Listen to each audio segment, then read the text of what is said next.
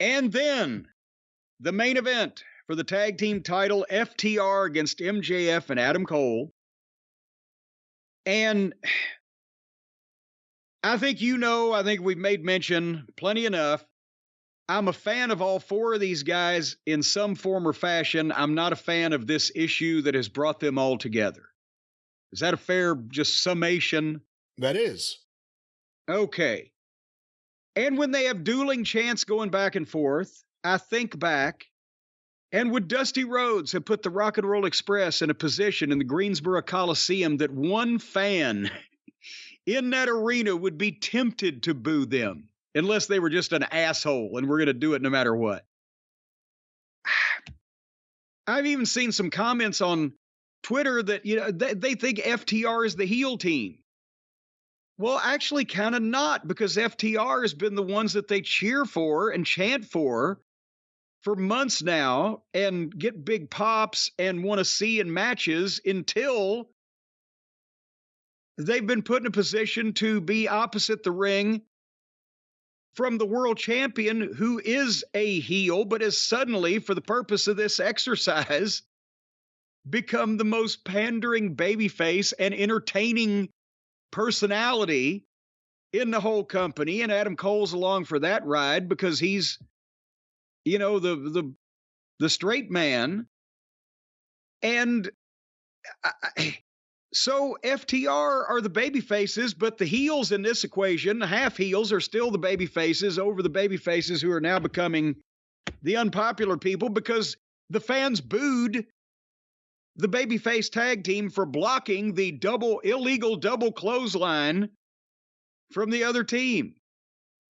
So this is just it. They've got them all in such a fucking state where nobody is reacting to people in either company the way that they ought to be to put this match together and make anything fucking work. I think FTR are the heels here. FTR worked like heels. FTR got booed. Yes. FTR are working with the top babyface tag team right now. And one half of the top babyface tag team is the top heel. Yeah. And MJF works the people like Hogan, and it's fucking cute. I don't know, but there was wrestling, and there was Gaga. MJF and Dax did some wrestling, and then MJF did the leapfrog, hurt the leg, fake out spot. And then when he took over, as a result of that, he milked kicking one of the babyface team in the balls, and the people were, oh, yes, do it, kick him in the balls. And then their break spot was tempers flaring and everybody shoving everybody. And they got some heat on MJF, and MJF hit a better hot tag than any babyface that you see in modern wrestling, because he knew he had to drop the fucking both the heels, but be unable to capitalize and then duck and dodge and dive and get it. And Adam Cole made the comeback, and they went back. They all started going back and forth with the false finishes. FTR hit the superplex splash for a 2 count. Dax let Adam Cole tag MJF because he wanted him in there so they could do the slug and chop fest, and a nice back and forth. And then MJF kicks Dax in the balls, and the place comes apart. Yes, he kicked him in the balls. Well, they were chanting for that earlier. Yes. So they finally got what they were chanting for. Kick him in the balls. They used to chant that all the time to Tully, right? Kick Magnum in the balls. Oh, okay. I thought you were talking about Baby Doll. No. He couldn't kick Baby Doll in the balls. Baby Doll would have beat his ass for it. Well, plus she was too tall. He couldn't. That's true. Well, when he was younger, he was more limber, but anyway, finally, they're ready to give the Shatter Machine, Big Rig, whatever they're calling it this week, to Adam Cole, but MJF pushes Adam Cole out of the way and foils the Big Rig, but gets rolled up by Dax 1, 2, 3. And FTR retains. And then there's MJF in the fucking corner. And Adam gets up and shakes hands with FTR, and he's fine, but MJF's in the corner crying that he blew it. And he screamed, I blew it, I ruined it.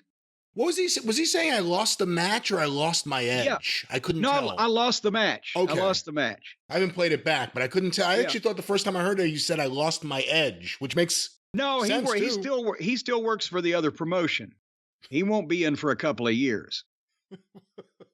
So, but he's crying and he's, I blew it. I lost the match. And Adam comes over and consoles him and hands MJF's world title belt. Here you go. You got this. And then he turns his back on MJF.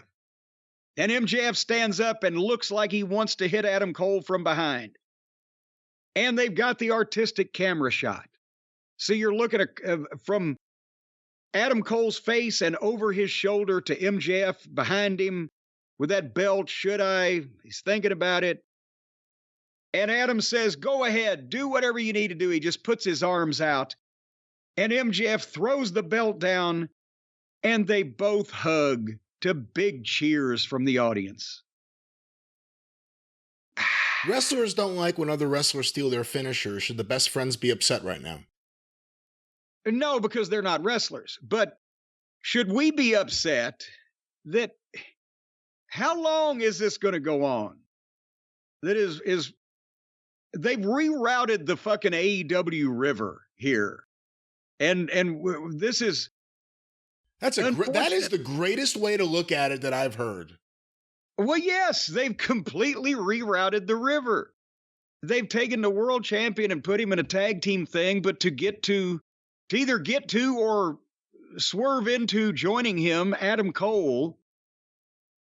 But Adam's going to look like a dipshit if he does get turned on. And in the meantime, MJF is the most popular person in the company. And he's supposed to be the one who's supposed to draw money against all the top baby faces. So I don't know what's going on. I'll say something that I didn't think I would say a while ago, but watching the way things have played out, which is very different than how things played out after All Out, for instance. I think they should ride MJF as a babyface right now.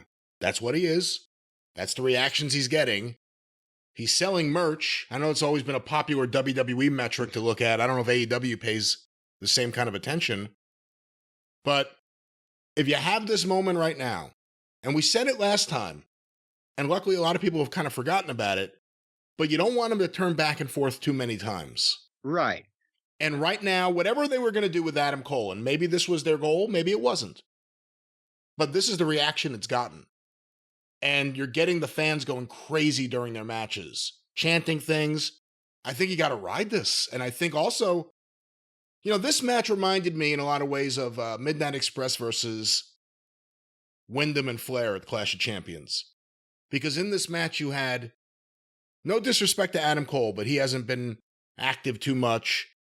And also, we need to see a little bit more right now. But between MJF and Dax and Cash, you have three of the best workers in the entire business. Well, and also you have a tag team specialist against two primarily singles guys. So that was a comparison also, but I see where you're going. But the best in-ring talent in the business, the smartest in-ring workers in the business in there together. And I thought it was a great match. And I think, again, the fans are going to react like this. If the booing of FTR stops once they're done with this and they move on to something else, then you do something else. But the other thing you got to pay attention to, and I've been saying it, FTR, I think it better situated as heels. And I think it may be becoming something that's forced upon them too, but we'll see. Well, then does Gin and Juice have to switch babyface because we still want to see more FTR and them? We need the third match. We need the third match. Yeah. That's right. And who else does FTR have to work with in main event world title tag team matches? What other teams? What other teams are there? Proud and Powerful. Who? What? Santana and Ortiz. Okay, probably not right now. Look, the Young Bucks isn't going to happen right now, and obviously, why would it happen right now? The Best Friends, no. Baby faces or heels. Aussie Open. That we really want to see that's going to draw some money or get some viewers. There isn't a good tag team division. There are good top people in AEW in various places, but there aren't good divisions in any place. So that's what I'm saying. Maybe they could turn heel, but are they going to have anybody to work with if they turn heel? They shouldn't just turn heel for the sake of doing it. I agree with that. So there needs to be jealousy on their part from another team that may come in and steal their thunder. But that'd be MJF and Adam Cole, but they can't turn heel on those guys because they already. And besides that, MJF either has to keep the world title or become a tag team guy. And again, we don't know how Roddy gets involved with everything with MJF and Cole. If Roddy joins them and we have at least 3 people in that group, then you kind of have some leeway about what happens there. Although the fans want to see Cole and MJF. So they booked themselves into a pickle. Well, in the end, he's already promised him he's going to give Adam a match. So something's going to happen there. But how does anybody come out of this is what I'm saying. And it's all happening. It's sort of like they were wheeling the wheelbarrow downhill, and now the wheelbarrow is wheeling them. They're going with it, but it's not what they intended to do originally. I wouldn't think. And one more thing on FTR. FTR came out of a great 2022 in those matches with the Briscoes specifically. And the thought from a lot of people was, what now? And then, of course, the tragic accident with Jay Briscoe. Obviously, that affected them too. But then they got put into that awful feud with Jeff Jarrett and his crew. And that did no one any favors. Since that time, they've reestablished why they're the best tag team in wrestling. The gin and juice stuff. And then even this match was fantastic. This match was great and had the crowd going crazy. So FTR are in the middle of another tag team of the year kind of run. We just need to figure out where all these people are going. What happens when this is over? You know what? If we could put the bloodline on Collision and keep MJF and Punk and FTR, we'd have a show.